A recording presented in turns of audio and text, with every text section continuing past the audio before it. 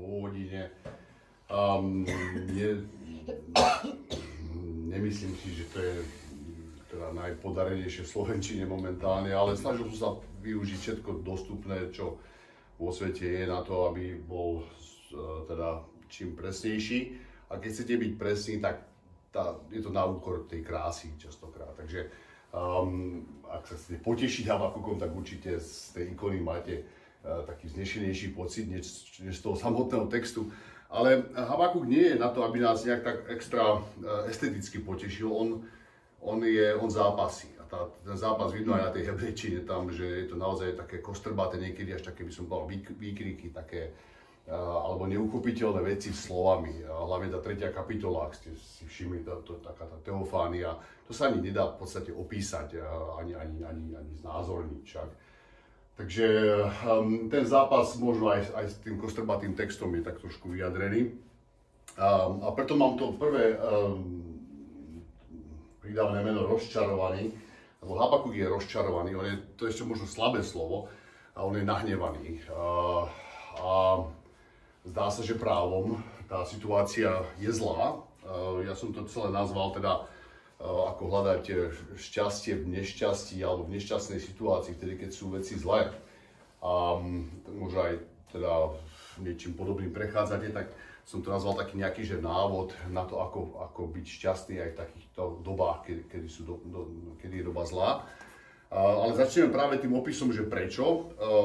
Tie prvé verše, vidíte sami, však to je pomerne jasné z toho textu, volá o pomoc a má pocit, že Boh ho nepočuje, kričí násilie, nezachraňuje, nivočenie, útrapy, však skaza, násilie, spor, hádka, zákon je ochromený, nikdy nevidie právo, bezbožný obklúčuje spravodlivého, právo je prekrútené. To asi písal teraz však. Hej, máte ten pocit, lebo ja určite, toto tak úplne parádne. Ak ste boli na námestiach nedávno, ja som teda chodil celkom poctivo a mám tento pocit, hlavne čo sa týka práva a spravodlivosti. A pýtate sa prečo, ako je možné, teda, že toto sa deje a Boh ako keby mlčal, nezasahuje. Ja neviem, tí istí ľudia, ktorí to robia, zase sú možno pri moci a podobne. Tak máme také dilemy, že tie Božie mlyny ako dobre tak melú, ale ako si moc pomaly na náš vkus. A toto presne Habakuk hovorí zrejme o svojej spoločnosti. Určite to nehovorí s nadšením, lebo ako hovoríte, ako keby teda kydal do vlastného hniezda. Bolí ho to zjavne, ale teda ako prorok je to jeho úloha. To bola prorocká úloha predovšetkým. Väčšina prorockých materiálov, keď čítate, tak to nie je o tom, že čo zaraz bude v budúcnosti. A aj to tam sú také krásne momenty, ale skôr je to o tom, že čo je teraz a čo by teraz je, dajme tomu, že zlé, alebo nemalo by byť. A idú a s veľkou odvahou, lebo to ich môže stať život, idú treba za kráľom alebo za predstaveným tej spoločnosti a napomínajú ich, prestaňte s tým, toto je proti tomu, čo Pán Boh chce a tak ďalej. A teda z toho, čo to napríklad Ježiš hodnotí pred zákonníkmi, hovorí, že ktorého z prorokov ste nezabili však. Lebo oni boli takýmto svedomím toho národa a keď boli v menšine, treba, že ich nebrali vážne alebo dokonca prenasledovali a podobne, no tak mohol volať akurát k Bohu. Hej, bol v podstate bezmocný. A čakal teda, že Boh na to bude nejakým spôsobom reagovať, pretože to Boh takto aj zaslúbil. Takže keď to čítame v tej hebrečine, tam občas dám pár fajnšmekrov hebrejské slovíčka, tak napríklad ten prvý výraz je taký a to sa nepýta, že dokedy, ako časovo, to je proste výčitka. Aké poviete, prečo? Ja viem prečo, ale prečo? Akože dokedy? Tak tam to niečo v tomto zmysle. A potom vidí ten rozpor oproti Božím zaslúbeniam, ktorých máme veľmi veľa, hlavne v knihe Deuteronomium, a tu sa budeme vracať, že teda keď budeme k Bohu volať, a zvlášť keď ten človek je teda zbožný alebo spravodlivý, ho nazvime, ako častokrát používa tento prívlastok Starý zákon, tak nás Boh počuje a niečo proste reaguje. A tu vidíme, že teda Habakuk má pocit a zrejme oprávnený, že Boh nereaguje. Takže je to aj teologický problém. Žije ten Boh? Nespí? Čo sa tam deje? No a potom je tu ďalší taký teologická disproporcia, alebo ako to nazvať, Boh ako svätý, však predstavte si to ako niečo čisté, biele. A teraz sa tam dejú veci, ktoré sú opakom toho, ako keby tá ruky od krvi, však to násilie a tie útrapy a tak ďalej. Čiže veci, ktoré so svätosťou sú absolútne nekompatibilné, dokonca sa odpudzujú navzájom a Boh svätý by mal na toto reagovať. Nemôže sa na to len tak pozerať, ako hovorí v tých ďalších veršoch, prídeme k tým za chvíľočku. Takže je to teologická dilema. Ja viem, že častokrát ako nemáme nejaké také, to neznamená, že musíš byť teológ na to, aby si Bohu treba niečo namietal alebo vyčítal. Jednoducho máme nejakú teológiu každý, niečo si o Bohu myslíme, že takto by mal reagovať na takúto situáciu, ako to môže Boh dopustiť. Však častokrát počúvame. A v podstate toto je, ak poznáme takýto Boh, že je svätý, čistý, dobrý, spravodlivý a tak ďalej, zachraňuje, pomáha, počuje, žije, tak toto nám nesedí s tým obrazom, tá realita, s teologickým obrazom, ktorý máme. Možno by bolo dobre trošičku o tej dobe, veľmi krátko. Asi to je niekde v týchto rokoch pred Kristom, samozrejme hovoríme. A prečo je to dôležité? Lebo on, keď tu spomína právo, všimnite si, a ešte skôr teda tu zákon, tak tam je slovíčko Tóra a pochopiteľne vtedy nemali takú Bibliu a tá Tóra ako časť, väčšinou tých prvých 5 kníh sa považuje za taký základ tej Tóry.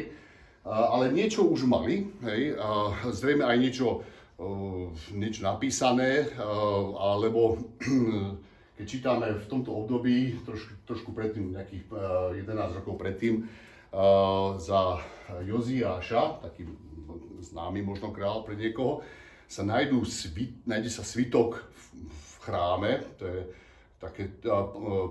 je také trošku ako pre nás, keby si našiel Bibliu v kostole, proste zázrak.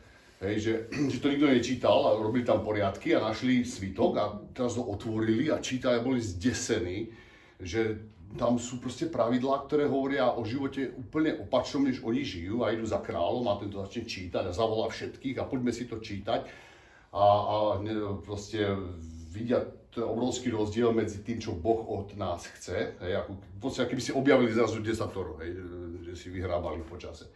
No a teraz tá spoločnosť sa úžasným spôsobom nadchne, bola taká duchovná reforma, že poďme podľa toho žiť a zrejme aj preto to kráľovstvo trvá dlhšie ako to severné, lebo práve za toho Joziáša teda ľudia začnú ako keby žiť podľa písma, hej, podľa tých pravidel, čo Boh od nich chce. A zrejme to je tá Tóra a tým svitkom odborníci hovoria, že najpravdepodobnejšie bola kniha Deuteronomium, to je tá 5. však, kde sa to nejak tak zopakuje znova a je tam aj to desatoro, a je tam milovať Boha celým srdcom, dušou, silou, čiže také tie úplné základy viery. No a z toho vyjde nádej pre prorokov, keď takéto niečo našlo, ľudia to chcú žiť, to je úžasné, však oni sa to snažia nejak povedať, že to Pán Boh od vás chce a oni treba sa mu smejú alebo mu ubližujú a teraz pozrite sa, vy to máte čierne na bielom takzvané. To bola asi doba nádeje pre ľudí ako Habakúk, Jeremiáš v tom čase tiež pôsobil. No a potom, keď videli, čo ten ďalší král, proste, aký je to zbojník a tento Jojakim úplne inde, hej, úplný opak svojho otca. Takisto ako bol ten Joziáš opakom svojho otca, zbojníka veľkého tiež. Tak tie nádeje idú dole, proste sklamanie obrovské. Tu sme mali šancu žiť podľa Božieho slova a zase takýto stav máme v krajine. Proste opak toho, čo hej, nezabiješ, nepokradneš a tak ďalej však. Takže zrejme tá depresia je tiež súčasťou tejto výčitky Bohu. Jeremiáš má ešte oveľa viac vo svojej knihe. No, takže preto je tá doba dôležitá. To som už vlastne povedal, čo teraz ukazujem, že tá reforma bola veľmi sľubná, ale tá realita je opačná. No a pochopiteľne Habakúk sa pýta, dokedy sa bude na toto Boh pozerať. No a Boh mu odpovie, prepáčte, ten prívlastok rozčarovaný deuteronomista, to nie je môj výmysel. Pán Johnson, jeden teraz z známych teológov, ho takto nazval, lebo má pocit, že sa veľmi odvoláva na knihu Deuteronomium. Čiže študujete tú teóriu, naučíte sa len to desatoro, alebo proste to kolo toho, hej, milovať Boha celým srdcom, dušou, silou a teraz idete do praxe a prax je úplne iná. Hej, takže, a potom to Deuteronom hovorí, keď budete robiť podľa tohto, bude dobre. A potom, keď budete robiť, nebudete, bude zle. Volá sa to, že požehnanie a kliatby. A treba si predstaviť, že aj robím podľa toho, čakám požehnanie, a tá situácia je úplne iná, alebo zlá. A potom vidíte ľudí, čo to porušujú každý Boží deň, hej, tak čakali by si tú kliatbu, tie Božie mlyny, a im sa darí perfektne. Hej, tým sa darí oveľa lepšie ako tým spravodlivým, čo sa snažia podľa toho. Tak poďte si tak, ja neviem, kde sa tu stala chyba, ale tá kniha buď si vymýšľa, hej, tak toto nefunguje, Boh nereaguje, alebo teda, a máte s tým problém proste, však? S tom, čo sme sa o Bohu naučili a čo vidíme v praxi. Takže toto je Habakukova dilema, pýta sa Boha a Boh reaguje v tých ďalších veršoch, ale zďaleka nie tak, ako by teda čakal prorok, lebo tá jeho odpoveď je v podstate, keď tak čítate, že je zle a bude ešte horšie. Tak ďakujem pekne. Sú tu nejakí Chaldejci, to možno viete, to je taký starý názov pre Babylon, starobabylonský, to už je, ten bol dávno, ale teraz neobabylonská ríša v podstate ide vystriedať, dá sa povedať, tej scéne svetovej veľmoci Asýriu, Ninive padne a tak ďalej, proste veľké zmeny na politickej, také terajšieho sveta scéne.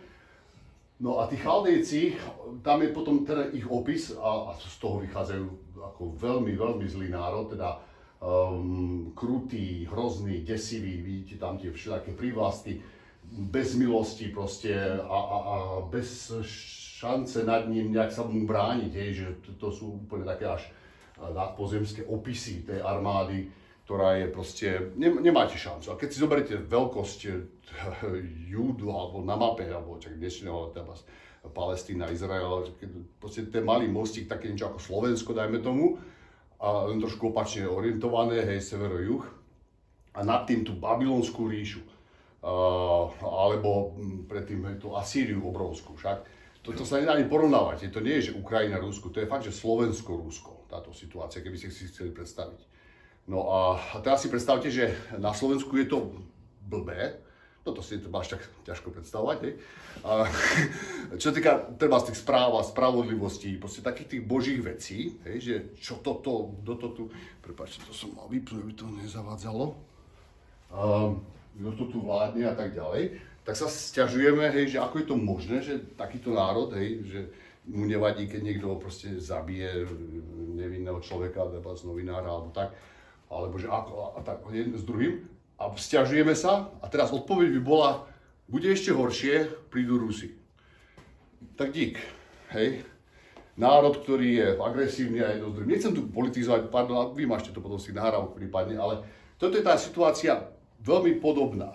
Prídu Babylončania, bude ešte horšie, hej, zdá sa ti, že je zle, a Boh mu hovorí, vieš čo, môj zlatý, je tu proste obrovská veľmoc, ktorá vám ide po krku a zrejme teda príde sem a bude veľmi, veľmi zlé. A z histórie vieme, že aj teda bolo, však viete, že Babylon to proste, ten Jeruzalém fakt, že zdecimuje, chrám zničí, do zajatia zoberie ľudí, niečo tam zostane, ale to sú naozaj akože také smutné zvýšky. Takže tá pohroma sa blíži a Boh vlastne Habakukovi to nejak tak oznamuje, že cez ten opis tej armády a je to opis, ktorý je dobre, máme za ušami ako Slováci, ale toto je ešte horšie, v tom zmysle nejakom, že povie tak, dobre, Judsko, je tam násilie, je tam toto, hej, ale toto už je úplne že zlé, tí Chaldejci. Keď to čítate, tak vidíte, tam je tam kopu takého, trošičku tu dám, tá hrozba, ktorá tam je, tak Habakuk sa hrá so slovíčkami, ktoré sú práve z tých všetkých invázií. Aj keď Izrael išiel zaujať zem, tak Boh hovorí, že pôjdem pred tebou a budem tak tá hrôza, národy sa ťa budú báť, však Jericho a tak ďalej, poznáme tie príbehy. No a teraz zrazu je to úplne otočené, že ten Boží ľud sa bojí, desí doslova, tá hrôza ide od národa, ktorý ani Boha nepozná, teda tohto JHVH, však majú dokonca ani nie, že svojich bohov, že sami sebe sú Bohom a sami sebe robia pravidlá a je to ako keby Boh otočil tie kliatby z iných národov na svoj národ. a používa slovník, ktorý zase častokrát, ako vidíte odkazy, tu mám z knihy Deuteronomium, takže on pozná tú knihu, ale ako keby bola opačná, zrazu je proti vlastnému národu. A otázka je, či to naozaj Boh chce takto riešiť a zvlášť ako môže použiť takto bezbožný národ. Dobre, máme, hovorím, svoj podiel viny, ale toto už je, toto je extrém proste. A potom tam tie hrozné veci o tom, keď čítate, ako narábajú so zajacami a tak ďalej. A pripomína to ten slovník z Deuteronomia, tie kľadby, že ak nebudeš poslúchať teda tie pravidlá, ak nebudeš žiť podľa toho zákona, podľa tej dohody Boh Izrael, tak takéto budú tie kľadby a ako keby teda toto bolo ich naplnenie, keď ten slovník čítame. Asi ten Habakúkov šok je z toho, že tí Chaldejci sú vyslovene arogantní, rúhači, pyšní a že toto má Boh si použiť, svätý Boh, by takýto nesvätý nástroj na to, aby potrestal svojich ľudí. Vidíme to ešte lepšie v tejto reakcii, to bola teda tá Božia odpoveď a táto časť teraz hovorí o tom, ako ten prorok reaguje a je zdesený. Hej, že to snad nie, keď to tak čítate, ja som sa to snažil toho prekladu trošku zachytiť, ale nemusí to byť presne takto, ale v podstate je to taká, že Pane Bože, vôbec počuješ sa, čo hovoríš, to sa mi snad zdá. To nie je možné, že takto by Boh, takýto svätý Boh, ktorý je svätý, čistý, tam prečisté sú tvoje oči, aby pozerali na zlo a tak ďalej, tam Bože môj svätý, to vážne, takýto Boh ide si použiť takýto národ, alebo neviem, ako to ani nazvať, takýchto ľudí, aby potrestal svoj. Takže zase, keby sme čítali ten slovník v pôvodine, tak tam sú mnohé také echá na knihu Deuteronomium, ktorá teda hovorí o tom, ako Boh privedie kľadby na svoj neposlušný ľud. Ale tento nástroj je naozaj šokujúci, že by to mali byť tí Chaldejci, tí Babylončania. V podstate toto Habakúka dostane do takého stavu, že ja tomuto nerozumiem, takto som si Boha nepredstavoval, som z toho zdesený, sklamaný, rozčarovaný, nesedí mi to proste s tou teóriou. Ešte tu je možno jeden taký moment, okrem knihy Deuteronomium, tu na dole, ako vám to trošku pripomínalo stvorenie, však človeka si urobil ako morské ryby, ako morské plazy, ktoré majú vládcu, je to opačne, ako keby stvorené naopak, že všetko to ide proti tomu, ako to Boh nastavil, toto snáď takto Boh predsa nefunguje. A to je v podstate záver tej prvej kapitoly, takéto uvedenie tej drámy, nazvime ju. Áno, nebol to len teda monológ, Boh tam reaguje, ale inak ako by Habakúk čakal, to sme si už povedali. A teraz Boh začne ako keby pracovať s tým svojím prorokom a ukazuje mu rôznymi spôsobmi, ukážeme si za chvíľku, že proste sa môže na ňom spoľahnúť, môže mu dôverovať. Preto som nazval utvrdený deuteronomista, lebo zase budeme používať tú knihu Deuteronomium na to, aby sa Habakúk utvrdil, že tá kniha je v poriadku, že to, čo vie o Bohu, sedí, ale mnohé o Bohu nevie. Uvidíme za chvíľočku. Máme tam začneme takým tým známym, známym, ako pre koho. Ja to sa musím priznať, a ku východu mám ďaleko, tak ma nezačnite mlátiť, ale ja som luterán, evanjelik. Neviem, či nakoľko vám to vadí. Raz som bol na východe a jedna tetuška sa ma tak pýtala, a ty si coži? A hovorím, že ja som evanjelik. Táto dobre, bo evanjelici táto dobrý, bo luteráni jak beční psi.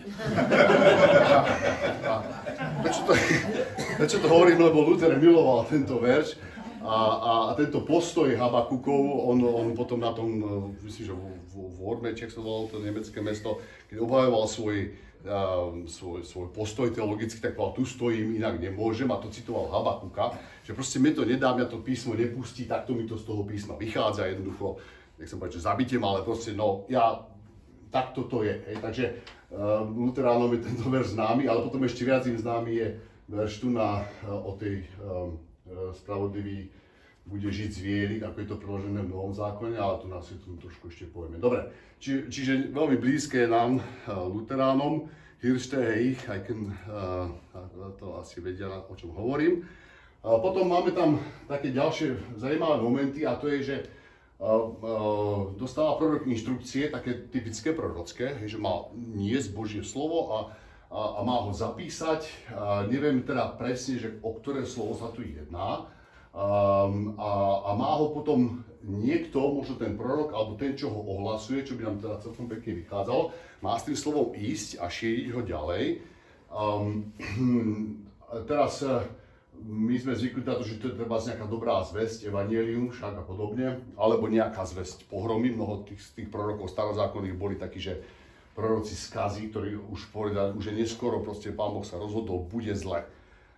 Ale tu nemáme nejakú dvojbodku, že toto tam napíš, takže sú tam rôzne dohady, niektorí hovoria, že to je len ten známy výrok spravodlivý, bude žiť z viery, prípadne, že to je celá kniha Habakúk, alebo že to je len ten žalm, ktorý je na konci.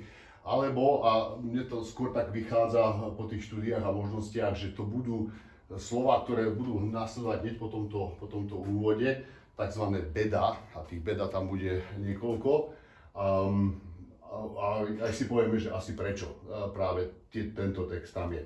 Takže začne to tak, by som povedal, takou úlohou prorockou, ale chcem, aby ste si všimli hlavne ten postoj, proste, ako keby ten prorok povedal, ja to potrebujem vedieť, pre mňa toto je životne dôležité, dôležitejšie ako čokoľvek iné a jednoducho trvám na tej odpovedi Božej, chcem to vedieť, a spravím preto všetko, čo môžem. Je taký ten strážca, že ja nebudem spať, záleží mi na to. A toto je veľmi dôležitý moment, lebo my to koľko razy tak nejak vzdáme, no tak akože v tom zmysle, v tom našom zápase, že ja neviem, ako to vlastne celé funguje s tým Pánom Bohom a možno naozaj mu to je jedno, alebo ja neviem, že nemá nad týmto kontrolu, alebo aj čo proste. A že ten poctivý zápas sa potom pretaví do naozaj pozície, alebo perspektívy, v ktorej ten prorok žije a je vyslovene šťastný. On nakoniec vďaka tomuto svojej tvrdohlavosti až, že mu to nie je jedno, tak sa dopracuje, alebo Boh mu pomôže sa dopracovať do štádia, kedy, uvidíme na záver, ak si pozorne čítali, naozaj, kedy môže byť šťastný aj v nešťastí. A toto je podľa mňa asi najdôležitejší moment toho celého. Nemusíš byť teológ, expert, špecialista, neviem čo, ale nemôže ti to byť jedno. Ako ti to je jedno, tak ťažko potom, ako to mám mu ukázať. A teraz, ako keby Boh využil to nech povedať, že nadšenie, taký ten zápal, ten zeal, Angličania to hovoria. Mi to trošku pripomína aj toho Lutera, proste zápasíš s tými vecami a Boh vie, ako ti to má povedať. No a teraz začne to teda prorokovi hovoriť a dokonca chce, aby to napísal. Preto si myslím, že tam to, čo za týmto príde, to mal napísať. A bude to niečo, z čoho sa dá žiť, niečo, čo hovorí o nejakom teda dokedy, tu je stanovený čas, bude to spoľahlivé, nebude to klamať, bude to verné, zaručené, neboj sa, takto to proste bude, a ty budeš toho svedkom, budeš toho žiť. No a teraz začnem tu vypisovať veci, ktoré sú veľmi zvláštne, sa to číta. Prepáčte, dôležitý moment ešte som zabudol. Že sú tu použité slovíčka, zase známe story, veľmi známe tabule, však čo nám to pripomína tabule? No Mojžiša však. Zapísať na tabule Mojžiš, viete, ako ten druhý pokus, čo dostal potom, tak zapisuje tieto pravidlá. Čiže ako keby mali sme tu, a máme tu na niekoho, čo stojí na hradbách, niečo ako Mojžiš na Sinaji, proste je tu paralela. A tá paralela sa bude ťahať až do konca knihy. Habakúk, ja ho vidím ako takú Mojžiš dvojku, trošku zjednodušene povedané. Takže to je ďalší taký, ako keby sme chceli povedať, že ako sa k tomu dopracovať. Pozerajme sa na príklady týchto bojovníkov viery, ktorým to proste nie je jedno. Mojžiš tiež zápasí s mnohými vecami, nie je mu to jasné. Však hlavne po tom zlatom telate, on to vzdáva, chce to zabaliť. Boh mu hovorí, ja to tiež balím, spravíme nový národ, toto. Joj, ale vieš, a proste taký ako až spor s Bohom. To je v poriadku. Poctivý kresťanský zápas. Boh znesie. Jemu je milší taký, čo o ňom pochybuje, alebo chce vedieť, ako to má, že je taký, čo na to kašle. A to by sme pri Jobovi ešte viac videli. Job ešte viac tlačí na pílu, dá sa povedať. A hovorí Bohu, to si nefér, toto proste nie je v poriadku. Však? A Boh s ním pracuje, prispôsobí sa.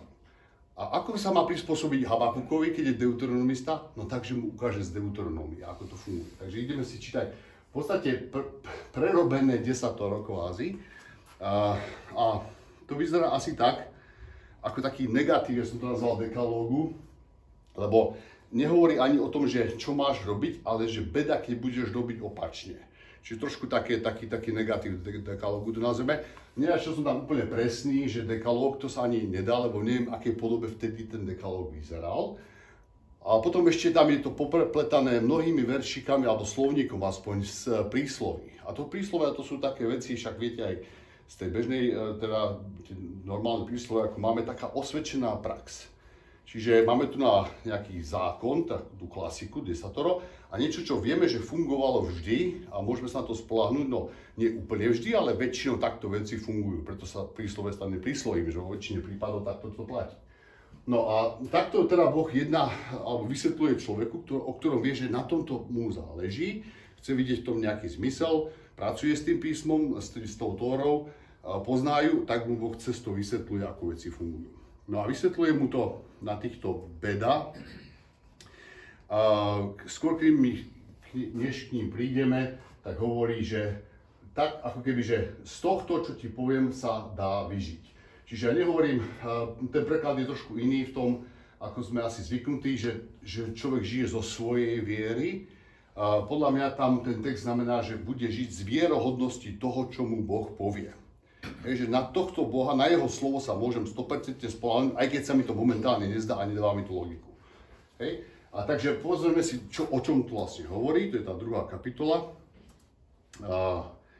A hovorí mu tu veci, ktoré by som povedal sú až, nechcem povedať, že banálne, ale dosť známe. Hej? Že keď je niekto, ja neviem, lakomý, chamtivý, tak dopadne ako keby, hej, že no, ako sa do hory volá, tak sa do hory ozýva, alebo čo v tom zmysle, že teda tí, čo pôjdu, zase pôjdu po ňom, po jeho majetku, zničia, alebo že kto rozsieva vietor, zložie búrku, niečo v tom zmysle. Máme tam paralely v podstate s tým, hej, že schamtivo, že idem po niečom, čo nepatrí mne, hej, nepožiadaš. Potom tam máme niečo o krvi prelievaní, násilí, nepokradneš, tam sa to celkom pekne z toho dá akože to desatoro odfajkávať. Toto asi sa nedá celkom až tak všimnúť, ale je tu niečo o dome a domov znamená rodina, čiže rodičia, deti a tá hanba tomu domu a čo je kliatba pre rodinu, hej, že ako si rodina stratí dobré meno, lebo tam sú takéto proste veci alebo hodnoty proti tomu, čo Boh chce. A to, že bude tu svedkovia, samotný domov to bude svedčiť. Pardon, to som asi trošku rýchlo prešiel. Nejdem to dopodrobne rozoberať, to asi nemá až tak teraz zmysel, ale čo je na tom zaujímavé je, že sú to také, pred chvíľou sme tu mali vojenskú hrozbu nejakého obrovského národa a mali sme tam zlú situáciu v samotnom Júdsku ako národe a tieto veci sa dajú čítať. Dajú sa to nasadiť buď na to Júdsko, na tú ich situáciu, že ako sa medzi sebou chovajú, rôzne možno tie vrsty, alebo sa to dá aplikovať aj na ten národ, ktorý ide teraz ich napadnúť, teda na Babylončanov. A zdá sa, že to je úmyselne robené tak, že sa to dá prepínať aj na jedno a na druhé. Ako keby Boh chcel Habakukovi povedať, že idem rovnakým metrom, a pre mňa proste veci, ktoré nie sú sveté, alebo sú proti tomu, čo som prikázal, proste hriešne, na to doplatí rovnako ten môj ľud, ako aj nejaký cudzí národ. Hej, že jedným metrom. Že proste toto sú osvedčené pravdy, takto veci jednoducho som nastavil a kto to bude porušovať, tak tu je to beda. A to je nie, že jedno, ale proste bez hľadu na to, či to je Izrael, alebo či to je Babylon. To je dosť ťažké počuť asi. My máme radi takéto vyvolený národ a a špeciálny trošku, a však aj Slováci máme, tak si fandíme, že sme kresťanský národ a keď je v Čechách väčšia záplava, tak si povieme to, pretože oni sú pohanskejší a takéto. No by som s tým veľmi opatrný, hej. Nechcem zase politizovať, bo to nahrávate, nemôžem. Ja som, viete, vyrastal za komunizmu, tak mám už také tyky. Môj otec vždycky, keď sme sa začali o tomto rozprávať, tak prikryl telefón uterákom a odpojili sme a skontrolovali sme veci. Ale nie, to sú, kľudne nahrávajte. Ďalšia beda, pokračujeme v tom zozname tých takých ako keby opačného desatora, že ako sú veci, tuto je nejaká podlosť, alebo lesť, alebo teda klamstvo, to falošné svedectvo nám to pripomína. Potom tam máme takú nejakú zbytočnú námahu, ktorá nám pripomína zase sobotný deň, kedy ľudia mali odpočívať a nie sa hnať za ziskom a tak ďalej. Čiže také nejaké prevrátené hodnoty opäť, že miesto Boha si spravíme proste mamonu a tej slúžime aj za každú cenu, aj za cenu teda etiky a náboženstva. A potom občas taký krásny veršik ako tento 14. Však pomedzi to beda zem bude naplnená poznaním Pánovej slávy, tak ako vody pokrývajú more. Nádherné veci a ešte potom na konci bude mať podobný veršik tejto kapitoly. Také pripomienky, že toto je viac než len nejaké pravidlá o tom, ako sa chovať medzi sebou, ale že takto robíme kvôli Bohu. Tak by som povedal tak až expresívne, že pre Boha živého to robím. To nie je, že lebo takto to je dobré, aby sme boli na seba milí a je to také humánne. Boh je ten dôvod. Ak má byť Boh medzi nami, ktorý je svätý, tak ten život má tak vyzerať. A keď tak nebude vyzerať, tak sú tam následky. Máme tam niečo o alkohole a nahote a predkoške a tak ďalej. Zrejme to má niečo s tou sexuálnou nezriadenosťou a alkoholom a tak. Taký nejaký ten podobraz Boží, či jak to nazvať. A potom znova, toto sme tu už raz mali, tento text o zabíjaní alebo takých tých krvavých rukách však. Čo je, to sú tie najvypuklejšie prečiny alebo hriechy, ktoré pozoruje spoločnosti a bez hľadu na to, či to je teda Izrael alebo Babylon, Boh hovorí, týmto ľuďom je beda. A je jedno, či to je obrovský mocný národ, alebo maličký Júda. Potom tam máme modly. Zase, ten text je veľmi zložitý, takže ťažko tam to presne ubrať do slova. V hebrejčine sú rôzne možnosti, ale vychádza nám to tak, že je to niečo o modloslužbe a tam samozrejme sa nám vybaví to nebudeš mať iných bohov okrem mňa. Toto druhé prikázanie, alebo podľa toho, ako počítate. A k tomu tá paródia, alebo tá irónia je, že kameň, alebo niečo neživé, ktoré výrobok ľudských rúk, takéto zhodenie. Možno, že tých babylonských bohov, to je celkom možné, aj keď tam sme čítali, že oni za boha majú sami seba tam, taký pohľad proroka, ale to možno tak nebolo v Babylone, ale prorok ich tak vidí. Ale celkom možné, že hovorí aj o svojom národe, ktorý proste je pomýlený a tá modloslužba zase nepredstavujme si, že ako mohli byť takí jednoduchí alebo primitívni, že si niečo vystruhali z dreva a dajú na to zlato a komu sa modlili. No my si aj nevystruháme a modlíme sa k tomu zlatu, však, alebo teda k tomu vkladu, alebo bitcoinu, alebo čo tam dáte. Takže komu slúžiš, čomu slúžiš, to tam si dosadte, to je tá modla. Však čo je na prvom mieste. A tam, kde má byť Boh, tak dosadíme niečo iné a vtedy to je modla. Takže nie je to až tak nerelevantné aj v dnešnej spoločnosti, podľa toho, ako si to nazveme. A zase tá pripomienka, ale Pán je vo svojom svetom chráme, zmlkne pred ním celá zem, hej. Toto je oveľa viac, než len nejaká etika, morálka. Tuto ide o podstatnú vec, že to je Boh a prečo to robím. Čiže ja som Hospodin tvoj Boh, ktorý ťa vydol z Egypta, ten začiatok dekalógu, ktorý úvodom si, s kým máš tú česť, kto je tvoj zmluvný partner, alebo ako to nazvať, že to nie je len nejaký parťák, alebo business partner, alebo rovný s rovným, toto je všemocný Boh, ktorý pre teba takto veľa spravil a chce od teba takýto spôsob konania a keď pôjdeš proti tomu, tak je tam to beda. A to beda tam zaznieva ako referent. Ako už toto má pozbudiť Habakúka? No asi v tom zmysle, že tie Božie mlyny melú. Možno, že pomaly príliš na jeho vkus. Ale ako by mu hovoril, nie, toto platí. Toto nevyškrtáme, toto sedí, to, že to momentálne nevidíš, no tak to je Boží timing, ten je asi iný, tento časovanie, ale môžeš to zapísať, overiť, uvidíš, že to platí. A hovorím mu to spôsobom, teda, ktorý je Habakúkovi blízky, slovníkom, ktorý on z Deuteronomia pozná a z prísloví. Tam príslova som nevypísal, ale v komentári to máte. Čiže takto veci fungovali, hej, lebo od počiatku takto to Boh nastavil a takto budú fungovať. Uvidíš. Zapíš si to za uši, alebo na ten svítok a neboj sa, je to v poriadku, ono to, uvidíš to. Čiže takéto uistenie by som povedal racionálne, cez to, o čom Habakúk pochybuje, že to funguje, to Deuteronomiu, že asi v praxi nefunguje, Boh hovorí, v praxi funguje, trvám na tom, zapíš si to, uvidíme. A potom tam je druhý apel a ten je,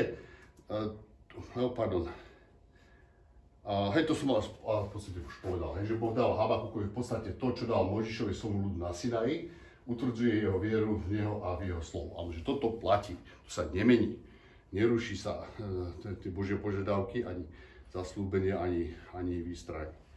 No a dobre, to je ten apel na rácio, dajme tomu, hej, na niekoho, čo pozná písmo a nesedí mu to s tou praxou a chcel by sa nejak utvrdiť v tom, že sa Biblii alebo Božiemu slovu dá veriť.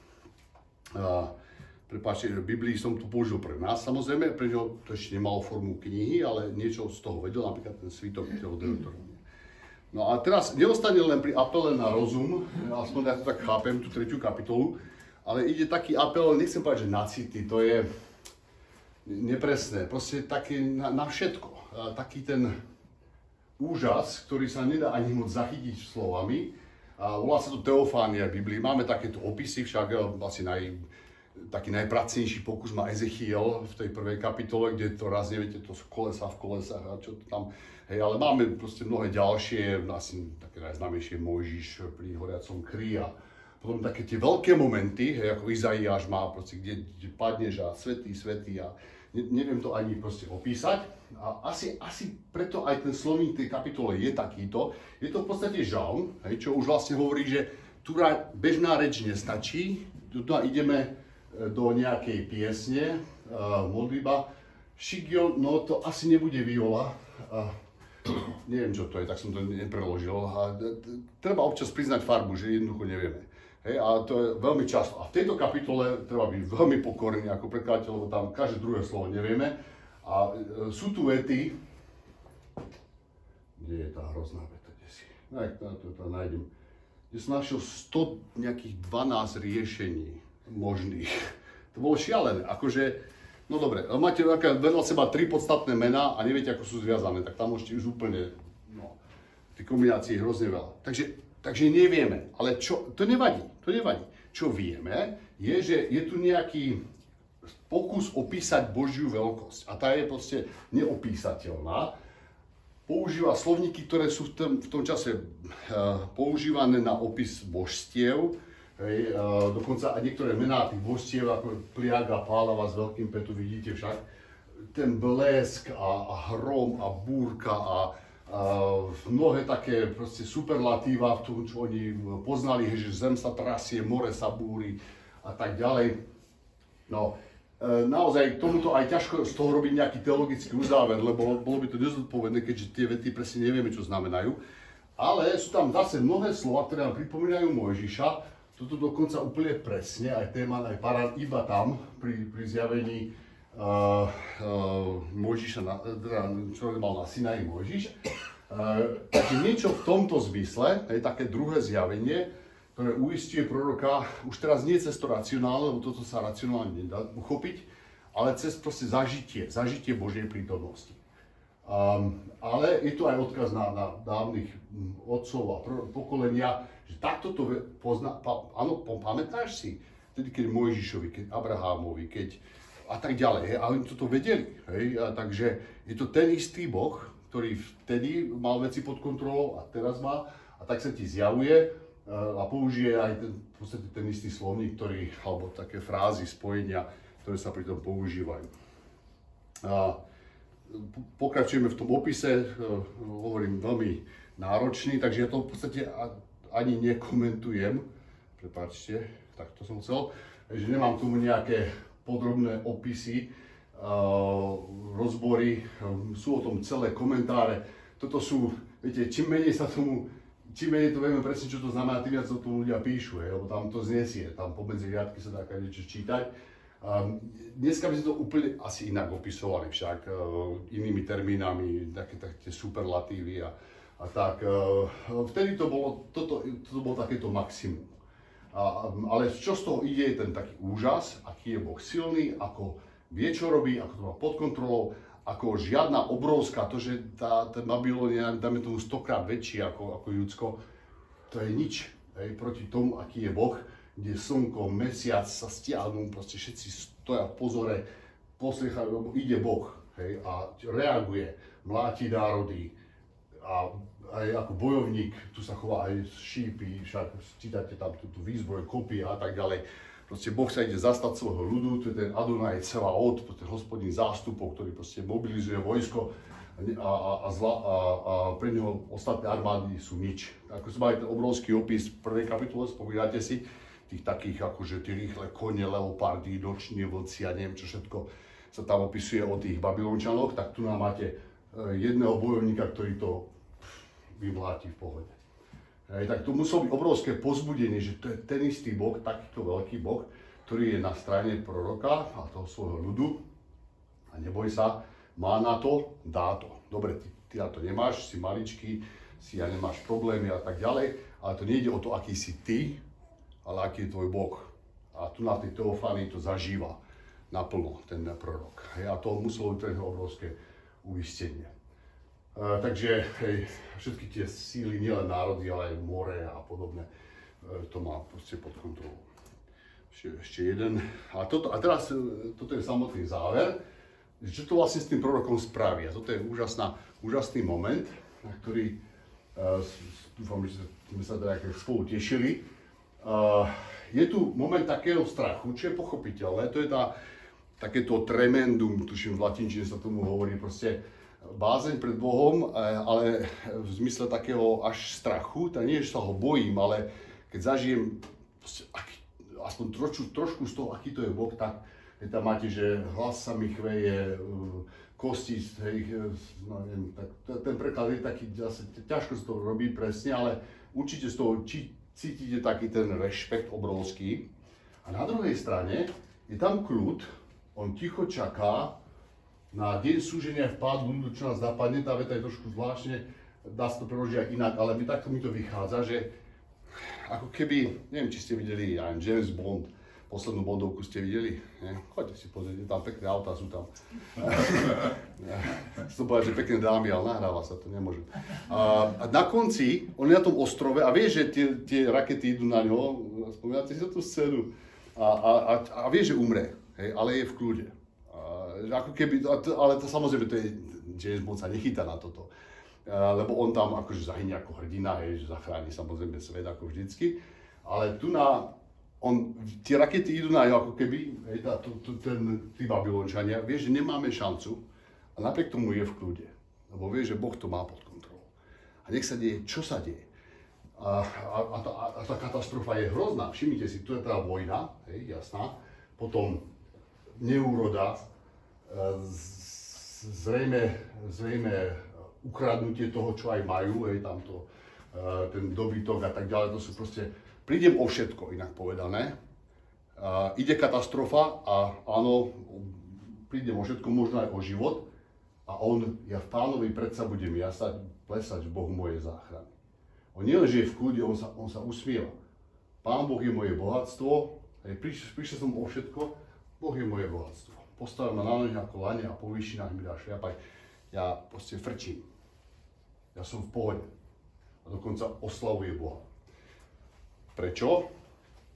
Pretože dostal perspektívu novú, dostal zážitok Boha aj vysvetlenie, že Boh vie, čo robí, trvá na tom, že tento systém platí, môže sa na to spoľahnúť a má na to úplne v pohode, aby sa vysporiadal aj s takými hroznými vecami, ako sú teraz vojna, neúroda a tak ďalej, všetky tie starosti. A my vieme, vďaka tomu, čo pre nás zrobil na kríži jeho syn, že aj smrť tam kľudne môžeme zaradiť, lebo Boh zvíťazí nad smrťou a môžeme sa tešiť a jasať, lebo Pán je moje bohatstvo.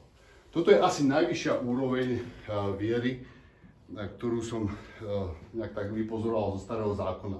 Máme tam také úžasné momenty ako Job napríklad, ten je tomu blízko, hej, že, a to si môžeme niekedy sa okolo toho stretnúť, lebo Job je úžasná kniha takisto. On ako keby v tých svojom zápase, ja viem, že tam potom dostane dvakrát toľko aj z majetku, aj ešte krajšie dcery a tak, ale to je trošku také, on predtým ešte povie, že ja som nevedel, o čom hovorím, teraz ťa moje oko videlo a kajám sa v prachu a popole, proste uzná, Boh je viac, ako som si myslel. Ja Bohu nerozumiem, neobsiahnem ho, niečo o ňom viem, teraz som niečo z toho zažil, videl a to mi stačí. Ja som v kľude. Ja potom dostane tie veci ako keby naspäť, keby sa nejak zobudil z takej nočnej mory, ale toto ani nepredpokladá, že niečo dostane. Toto hovorí, aj keby to všetko išlo do keľu, s prepáčením. Hej, nevadí. Pán Boh je moje bohatstvo, ja som šťastný, ja to nevymením za nič. Toto, áno, príde možno o zdravie, o majetok, možno aj o život, ale je to v poriadku. Ja mám svojho Boha. Dá sa mu veriť, mne to stačí. A to je perspektíva, z ktorej sa dá žiť, hej, ako taký, že bude žiť z viery. Takéhoto Boha, s takýmto Bohom sa dá žiť aj zomierať. Dokonca aj s úsmevom, akokoľvek to znie ťažko. Takže to je, preto hovorím, že návod na šťastie, nešťastie, alebo v tých ťažkých dobách, alebo blbých náladách, alebo problematických kadejakých, napriek tomu všelijakej tej situácii, čo sa deje, aj v osobných životoch, aj národných a tak ďalej, my nemusíme byť nešťastní ľudia. Však keď máme takúto perspektívu a Boh vie, ako nám to má povedať, ale zápasme o ňu.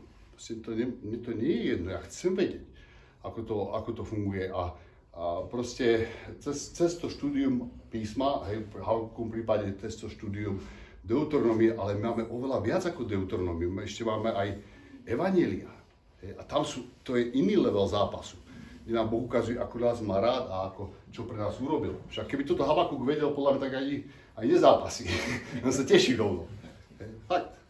A možno, že práve cez tento pôst, tak vás môžem tak ešte nastaviť, teraz už trošku kážem ako farár, a nie som teda, ale mám to v rodine, taký rodinný postih, my sme 6 generácií farárov, jeden je chudák teraz biskup, takže modlíme sa za ňo, lebo že cez tento pôst možno ísť naspäť práve, možno ten čas, ktorý ušetríme treba s nejedením, alebo neviem čím, televízorom, alebo Wi-Fi si vypnete v rámci pôstu a študovať Božie slovo, lebo vtedy, keď sa to dá, lebo keď bude zle, už na to štúdium človek nemá ani možno náladu, ani možno energiu, oči pohasnú, elektrika nepôjde, možno ja neviem, čo sa bude diať, ale vtedy, keď ho máme, vieme z neho vyťahnuť ako takú nejakú starú pieseň na novo, aj už keď nebude tá pamäť slúžiť, alebo čo všetko.